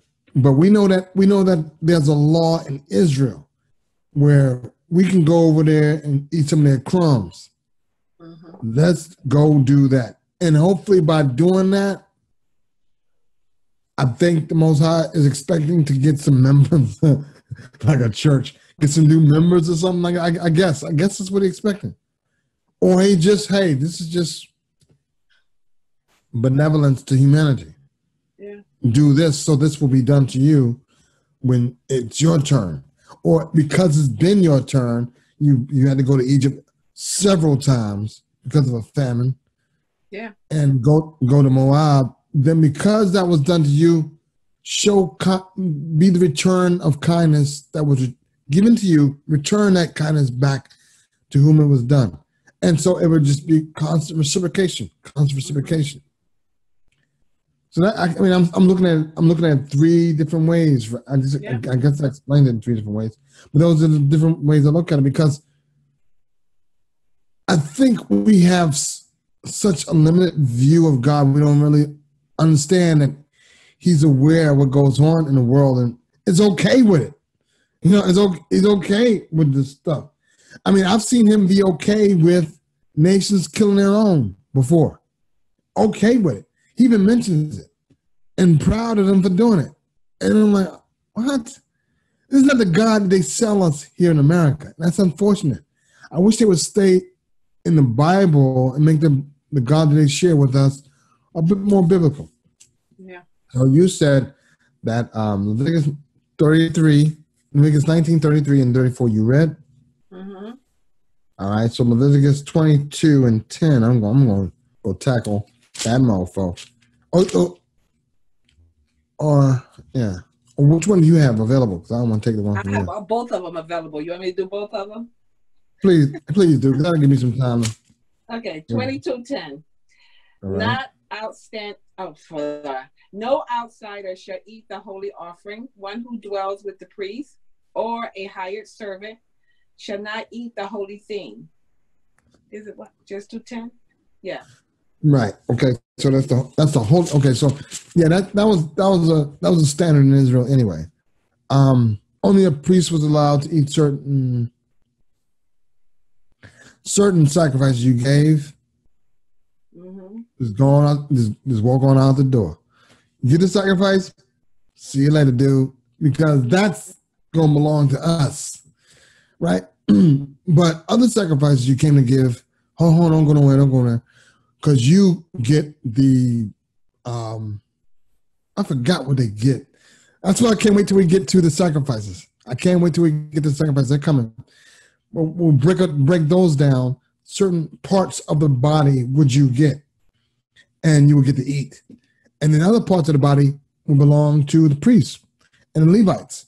Because I know right now that the hide, the skin of the animal, yeah, that's why I'm saying Levites must have wore leather coats or leather something. Yeah. Because they were getting leather. If they knew how to make, I'm sure they knew how to make leather too. But yeah. Where was I? Wait a minute. What you just read? 22:10, and I'm going to read Leviticus 23:22. I thought I did that. I thought I was doing it. That's what I'm trying to find. You got 24:16. Look for that. Wait a minute, 23:22 is what I was going to do though. My bad. Okay, well, go ahead. That's fine. Go ahead. 32. Okay, thank you. It is a Sabbath of complete rest for you, and you will afflict yourselves on the what? Yeah, it's Leviticus 23. And I know Leviticus 23 talks about all the holy days. Okay. Oh, I'm reading 30. I'm reading 32. I was supposed to be reading 24. 22. I'm sorry. 22. You're reading 23, 22. Yeah, I was reading 30, verse 32 instead of 22.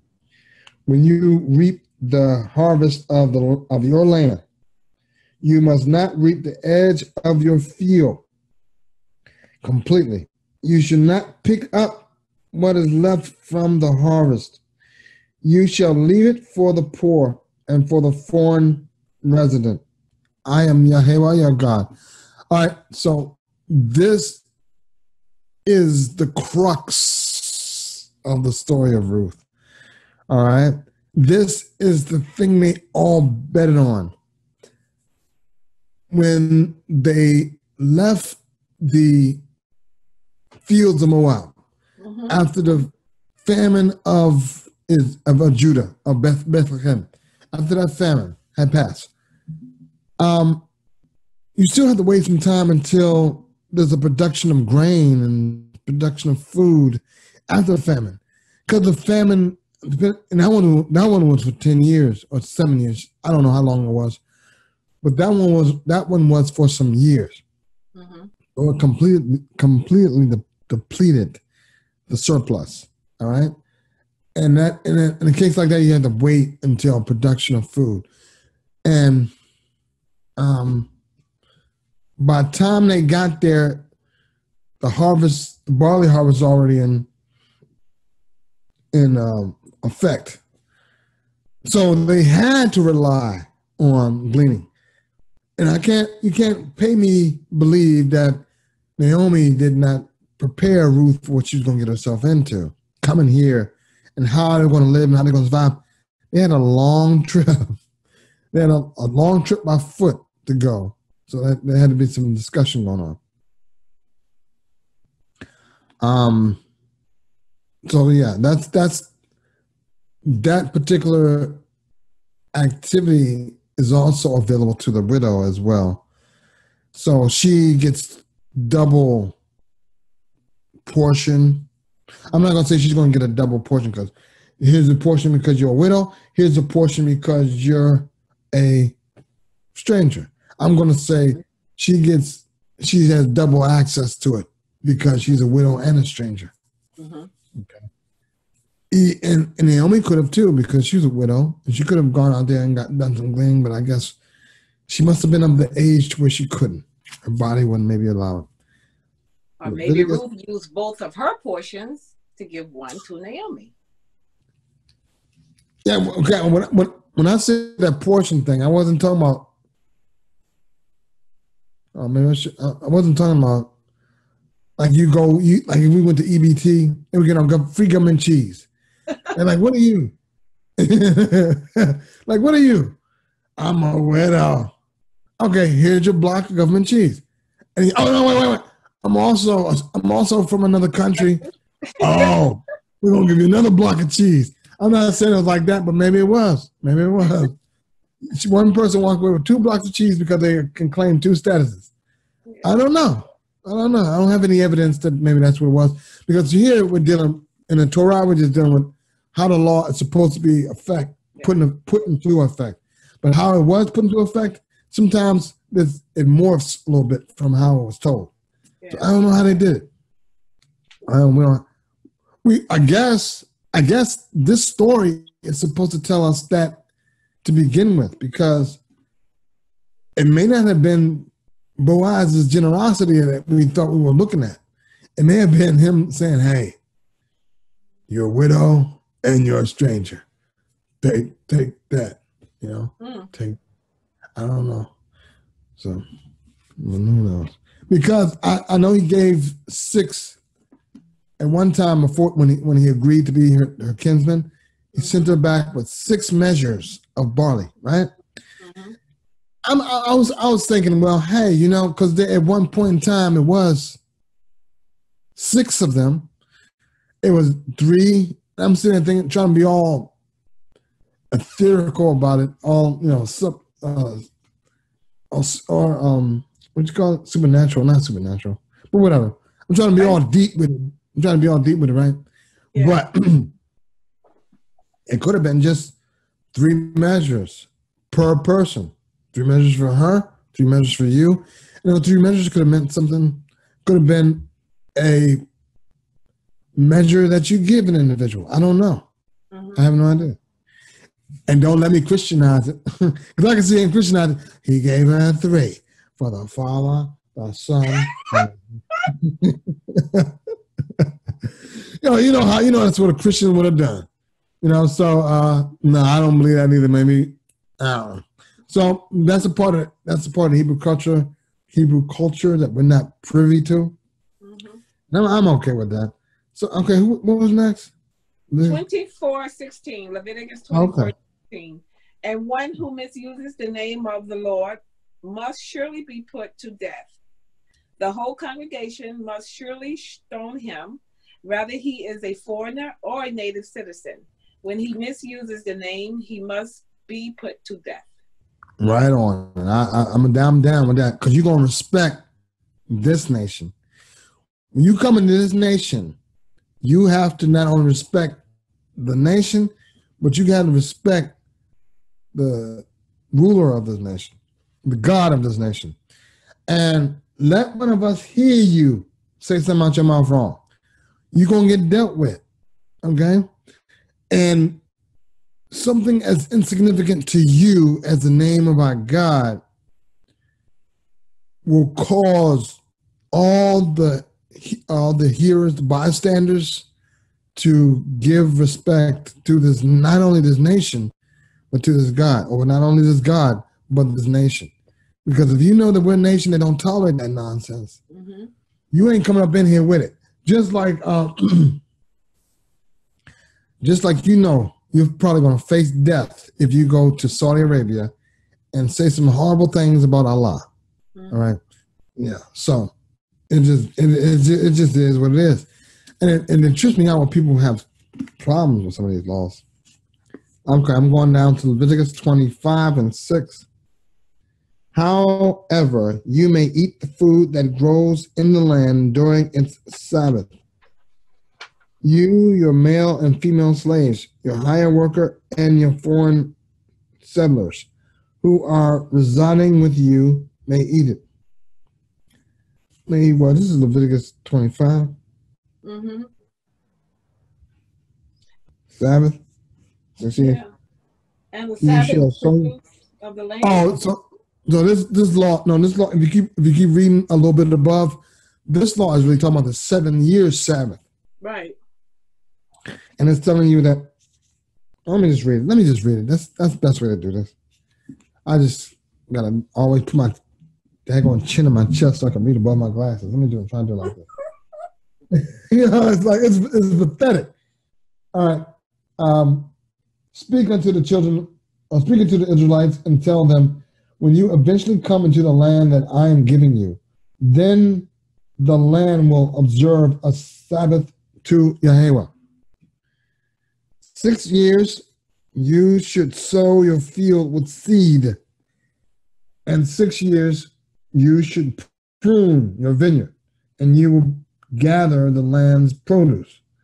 But in the 7th year there shall be a Sabbath of complete rest for the land, a Sabbath to Yahweh. You should not sow your vineyard. You must not reap what grows on its own from the grain left after the harvest. Even the grapes of your unpruned vine you must not gather. There shall be a year of complete rest for the land. However, you may eat the food that grows in the land during the Sabbath. However, you may eat the food that grows in the land on the Sabbath year. Your male and female, foreign settlers, and who are residents with you may eat it. Okay, as well as the domestic and the wild animals in your land. Everything the land produces may be eaten. Okay. See, when it says foreign settlers, that's a clue that that's a different word than foreigners. And that's what bothers me, because I need to find out what that word behind the English is. I need to find it out for edification purposes. But that's cool though. I mean, that's we're getting a glimpse into the welfare system of the Israelites in a way that each class in each society of people are supposed to be taken care of. Mm-hmm. We see the wealthy being taken care of. We see how the poor and misfortune are being taken care of, as well as a foreigner. You know, because a wealthy foreigner may not want to take advantage of any of these laws. Right. But a foreigner who, in Ruth's case, which perfectly applies. Yeah. So next we have numbers. Numbers 151. Whenever the tabernacle is to be moved, the Levites. What? That sounds so cute. I thought you said tack or something. I don't know. I thought you were saying how some people had a speech impediments where they say a word. I thought it was that. But go ahead. Yeah, I love it though. Go ahead. Whenever the tabernacle is to move, the Levites must take it down. And whenever the tabernacle is to be reassembled, the Levites must set it up. Any unauthorized person who approaches it must be killed.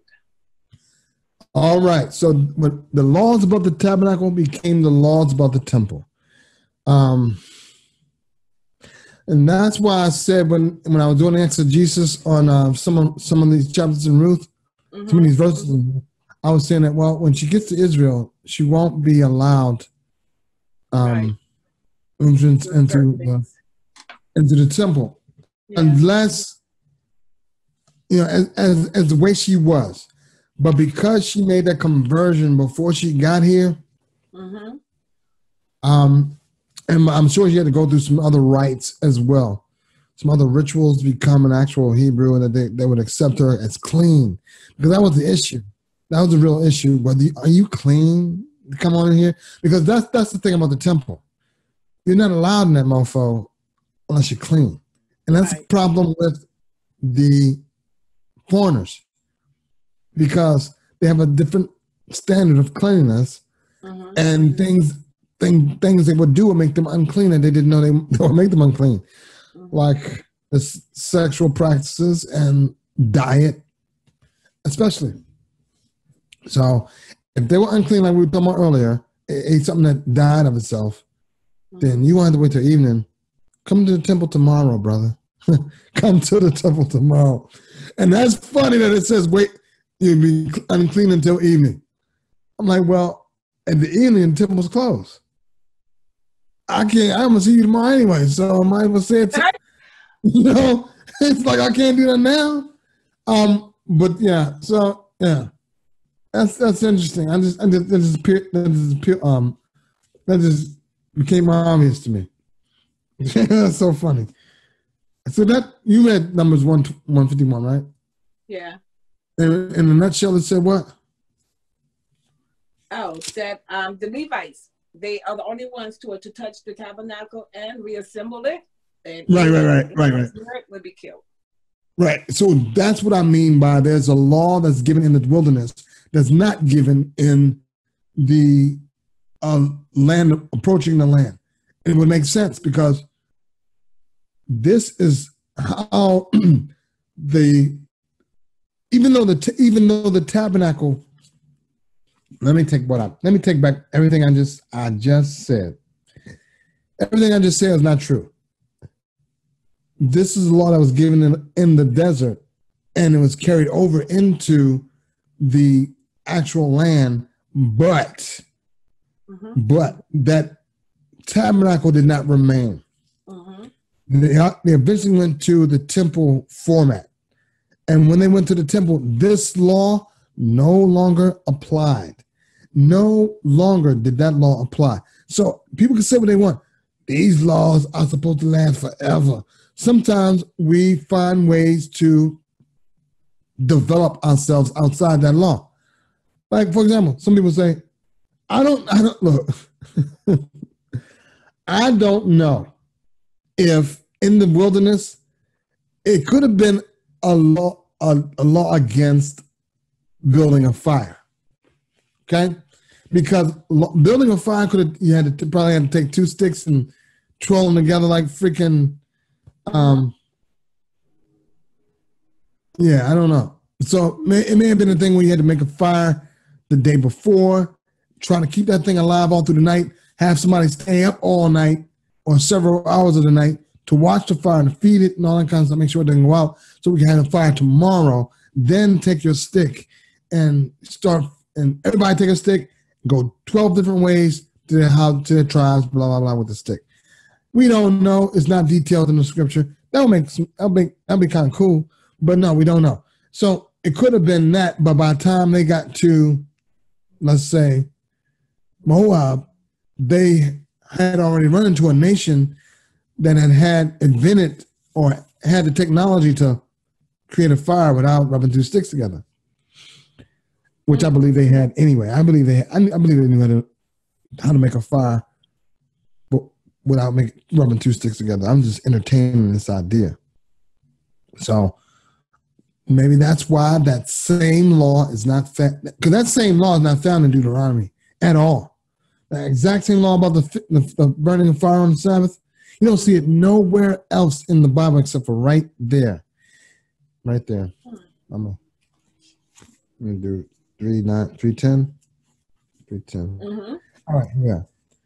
You should appoint Aaron and his sons, and they are to carry out their priesthood duties. And any unauthorized person who comes near should be put to death.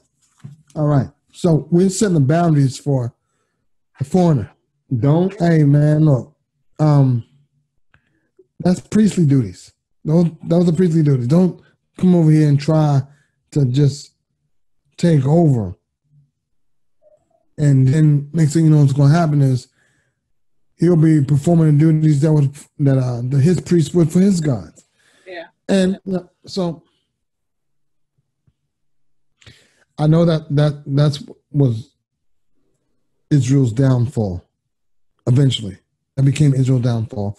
By the time the Messiah came on the scene, Rome had already hired their own high priests and people who they liked, people who had the most money, people who had political clout.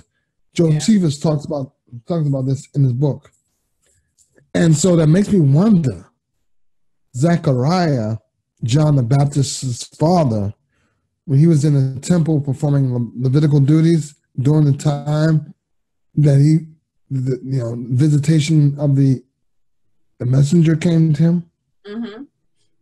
was he actually, in fact, a real Israelite? Because by his way in. Right. Well, yeah, exactly. Because I'm trying to figure out. I know he's burned incense. That ain't a big of a deal. I wonder what else he did, because his whole family were known to perform certain duties that time of year for a certain length of time. I don't remember that, but a certain length of time. And I forgot what I was talking about. God, this is getting terrible. It's getting terrible. So anyway, you're not allowed to usurp the authority of the priest and become a priest. No, that's exclusively for Levites in our country. Yeah. I don't care how bad you want to. You can become a priest's servant. You could become somebody who chops their wood, gets their water, cooks it. I don't even know if you could cook the food. You couldn't even cook the food, I don't think. Because holy hands had to be involved in the preparation of holy food. Mm-hmm. Yeah. So, all right, we got through. Woohoo! Yeah. Did good. You did good, kid. You did good. All right, so let me see. I got my mouse to fill out my hand. I'm trying to get down. Oh, trying to get down to the next page. Uh-oh. It went back to that same way it was before. You didn't tell me? Okay. You want to end the video? Shit. Ending the video. I'm doing it now. So I'm just saying, ending the video. Yeah.